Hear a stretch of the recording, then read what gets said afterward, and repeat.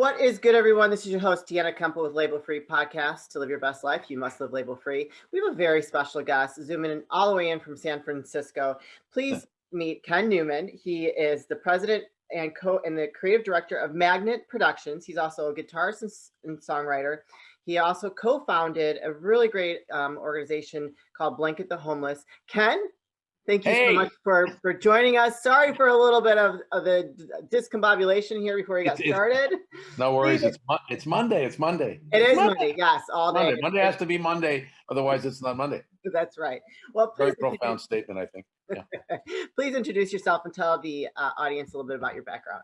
Yeah, sure. Well, without going into too deep a dive, I have been an actor professionally since I graduated from college in the late 70s, and have done a lot of theater and film, TV, and independent film and stuff like that. And then I've also been a singer-songwriter and a guitarist for a long time, rock and roll guitar specifically in a lot of different bands. And professionally, I suppose the thing that has made me the lion's share of my income over the last 35 years is producing corporate events. I started a company with a partner called Ken Newman Productions back in the mid 80s, two partners actually, and we were doing corporate entertainment. And then we segued into corporate production, more sort of on the infotainment marketing side, to sort of help companies deliver their message at trade shows and sales conferences and things like that. And then, of course, with COVID, we shifted, in a sense, back to video and film production, and then broadcast for corporate events. Interwoven with all of that, I've been doing music, and I kind of got out of it for a long time, got back into it about 10 years ago, and decided because I had a successful company, there was no compelling reason to actually make money as a musician. So I got back into music about 10 or 12 years ago. I was always noodling around, but I just stopped touring and stopped doing live shows. And then I was asked to front a rock and roll band about 10 years ago, started doing that, started songwriting, and realized that since I had a successful production company, I didn't really need to make money as a musician, which when you think about setting goals, is a pretty easy goal to meet, not making money as a musician. But that's every artist's dream. Yeah, right.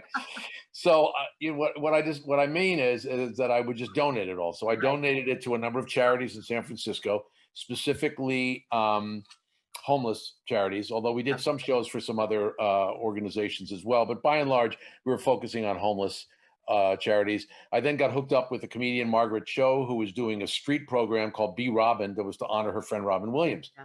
And we were performing on the street and in venues around the city, raised a lot of money and awareness about homelessness in the city. And then shortly after that, I decided to start my own charity, an idea that came from a friend of mine, a woman named Veronica DiCarlo.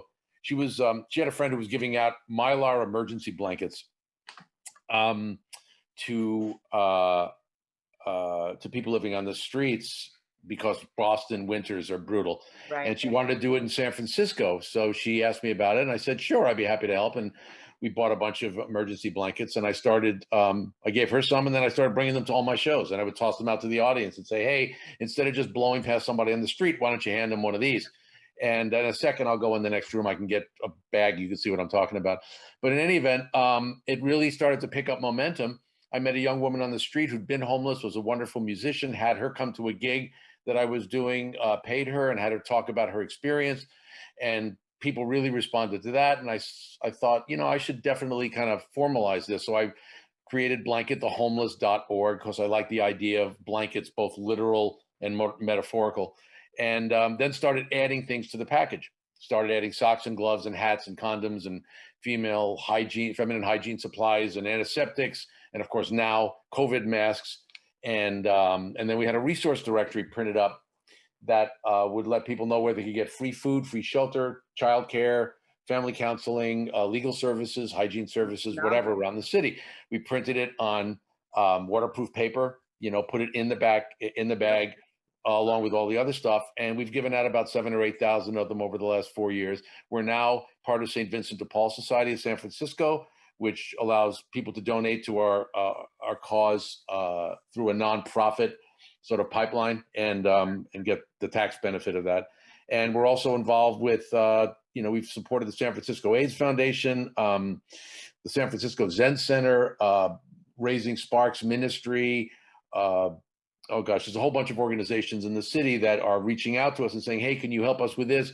We are doing psychological counseling to people on the streets. And I said, great, if you give them one of these bags when they go into your little van for this counseling session, and then when they leave, people on the street will see it, and that might encourage them to also come in and get counseling for PTSD and whatever. So it's kind of been an interesting ride. I've gotten to work with amazing musicians. We produced an album called Blanket the Homeless with contributions by, I have a track on there, my producer, and 11 or 12 other artists, including Fantastic Negrito, who just won his 3rd Grammy Award in 3 years. Actually, we're really excited about that for him.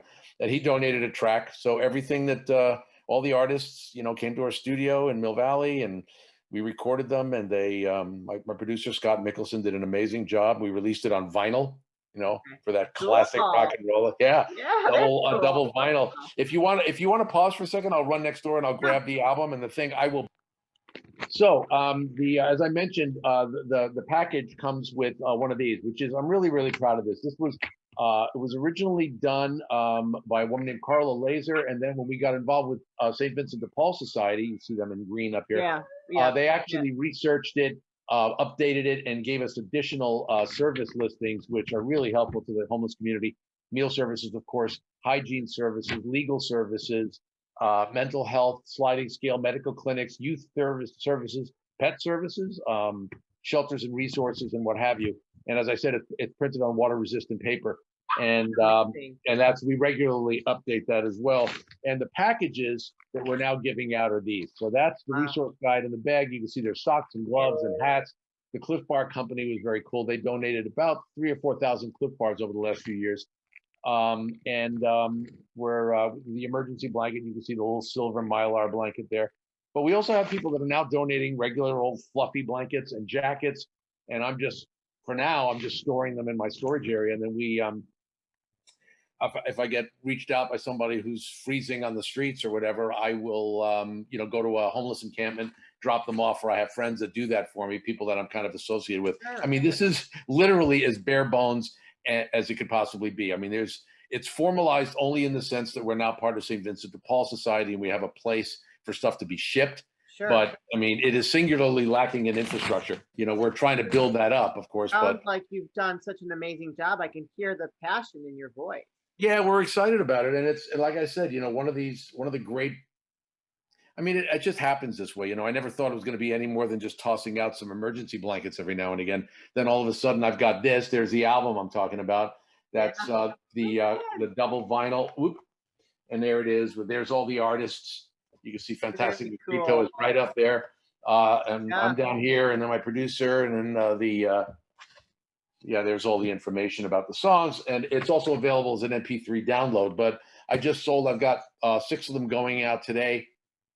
To people, and all those proceeds go everything. To Blanket Exactly. They're $45 a piece for the vinyl, and that also includes the download. Yeah. Oh, it includes the download. Can you buy the download separately? Yeah, you can buy the download separately. You just can, if you just go to blanketthehomeless.org, there's a little, information about it, and you can reach out to info@blanketthehomeless.org, and it'll come straight to me, and I can just send a link to, and we're accepting donations for, we're trying to make it as easy as possible. If somebody says, God, I want the album, but I don't have $45, I say, well, what do you have? They say 25. I say, great. So I'll send it to them. I'm not, you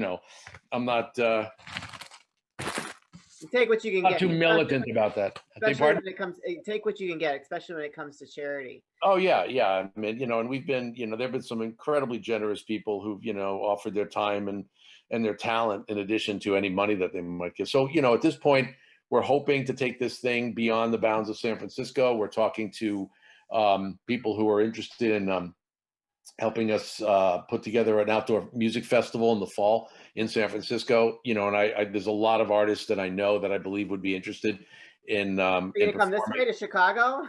Well, the hope is, we would love to. We would love to go everywhere. I mean, God knows there's, homelessness in Chicago is just devastating, as it is in New York and Boston, and pretty much every city has got, some. I mean, when you add up the number of homeless people or people living on the streets There's a lot, In the United States, it's staggering and heartbreaking. Yeah. and especially with everything that happened with COVID, I think that number has risen even more. Oh, absolutely. I mean, it's what I used to tell people when I was doing these shows in the city. Is it's really easy to kind of marginalize the people on the streets and say, oh, they're all crack addicts and they run after you with hypodermic needles and they do this and the reality is in San Francisco, just to give you an example, 75% of the people living on the streets within the previous 5 years had an apartment in the city. They lived in the city. Sure. So it's not just people that that bust in from somewhere else with PTSD or an addiction problem and decided, yeah, San Francisco's pretty chill, so I'll stay here. Right. That's not the reality. The reality is these people lived here. That rents skyrocketed, Yeah. and as a consequence, people were no longer able to live, in a place. I mean, I know teachers who are quite literally living in cars and showering wherever they can and then making their way to school and not letting anybody know that that's what they're having to do to survive. um, the problem is that the people that get the most attention on the streets are aggressive panhandlers, Right. people that are right out there and open with like hypodermic needles sticking out of their arms, but that is not the majority. Yeah. That is just the most visible part of the population, and it creates this feeling, and the stigma where people just don't want to interact with them. So Right. they literally just kind of, Ignore 'em. they do these sweep moves. The police will tear apart the tents and cart off all of their belongings, and then suddenly they have no place to stay. They lose everything. So there's a program in San Francisco called Stop the Sweeps, Okay. and it's a really difficult thing. I mean, you talk to anybody about it, they're going to say, well, yeah, I really feel badly for them, but I don't want them to pitch their tent on my block. I don't want it on my lawn. I don't want it. And I understand that. We don't, I mean, there are times when I'm kind of like, quite literally up to here with it. I mean, if I'm chased down the street by somebody who's mad because I didn't buy them lunch and I did for somebody else, a block before, I said, look, I'm sorry. I only have limited resources. This is all I can do right now. Right. And you're not having a calm conversation with somebody who's desperate to survive. Yeah. So, it's a game of inches. We just do the little bits we can and try to help. And fortunately for me, I have a lot of people around me that care as much as I do, who are wonderfully talented artists, musicians who, I get the opportunity to perform with, and that part nourishes me. So What is good, everyone? This is your host, Deanna Kemple with Label Free Podcast. Live your best life. You must live label free. Ho, ho, ho, ladies. The holidays came early, not only for you, but for your man here at Manscaped, the leading men's hygiene brand. Manscaped just launched new products that your man will actually use, including their all-new ultra premium body wash and a 2-in-1 shampoo and conditioner. Also, this awesome refined cologne. It smells so sexy. My man loves it. I love him wearing it, especially after he's all clean shaven, using the lawnmower 4.0 and trimming those nasty nose hairs and those ear hairs. You know what I'm saying, ladies? It's time to give the man in your life the gift of beautiful skin, hair, and balls this holiday season. Go to manscaped.com and use the code LABELFREE20 for 20% off and free shipping. That's right, ladies, 20% off and free shipping with the code LABELFREE20 at manscaped.com. I love that. I think that you use what you can to do the best that you can, right? So whatever you're moved to do, you should do. And so like for me, yeah. I was raised, my mother, like we were raised to always, not necessarily give money to the homeless, but if they needed a meal, buy them a meal. So That's great. That's like, great. we would always, like, if we saw, I mean, even to this day, if I see someone on the street, they come up to me, ask me for something, I'll ask them if they, I'll buy you some food. I'm not going to give you cash. I'll buy you some food. Sure. Same thing with my late husband and I, when we'd go to California, we traveled all over um, for business.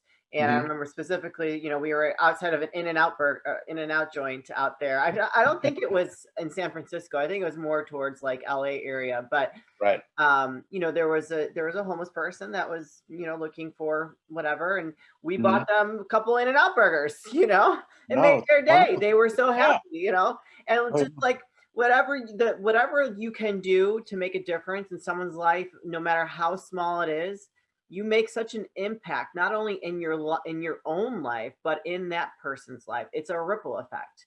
And like what you're absolutely. doing is so amazing. I know that you have limited time, so I don't want to get too far into too many stories, but you told me a really cool story about, when you went and set up for Robin Williams and you were out there and all these people showed up. Can you tell that story? Because Oh, sure. you gave me goosebumps, and I want to share that with the audience because that was Yeah, yeah, pretty yeah. No, it's one of my favorite memories.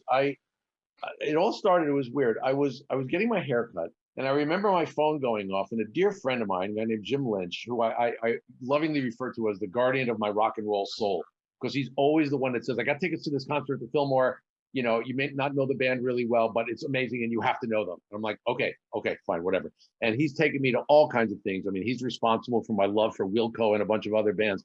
So my phone goes off and there's a text and it says, Margaret Cho is doing, the comedian who Yeah. many people know, she's also on TV, is doing a homeless outreach program. It just started. She actually opened up a guitar case in the Haight-Ashbury area, and she put a little note in it that said, "If you have, give, and if you need, take."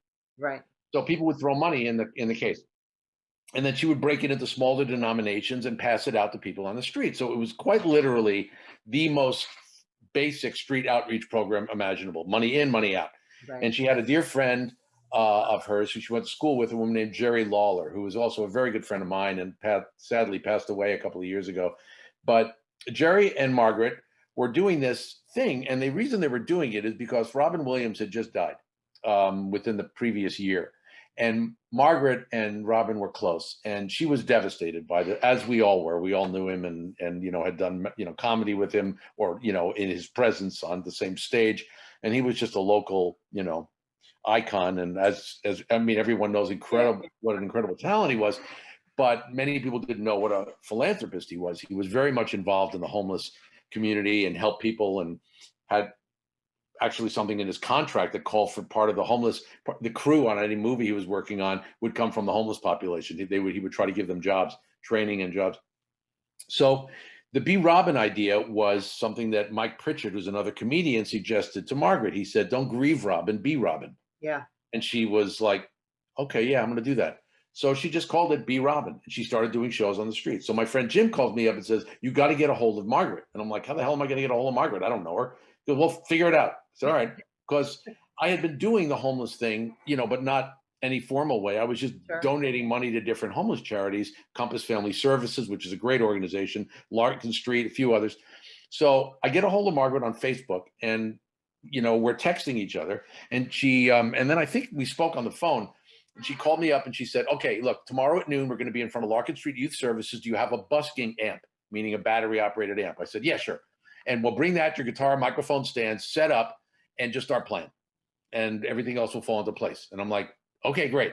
So first stop, Guitar Center, because I had to buy the damn busking amp. I didn't have one, but you do what you do. So I bought it, and I bring all that stuff, and I set it up on wherever it was, O'Farrell Street or Geary, I can't remember, right in front of Larkin Street Youth Services. And I start to play it. All of a sudden, it's like out of the woodwork. The police are coming to redirect traffic, and I think CBS was there, and the San Francisco Chronicle is there. They're taking pictures. Margaret is talking to a reporter. Next thing, she's on a microphone with me, and we're singing a song together. And our picture is on the cover of Datebook. Bob Mould, who is my idol, he's a incredible. I mean, they call him the Godfather of punk, in the United States anyway. He had a band, Husker Du and Sugar, and now he's a trio with two other amazing musicians. He's just an incredible star. And Mia Simmons, who was in a band called Frightwig, in an all-girl punk band, and they were killer.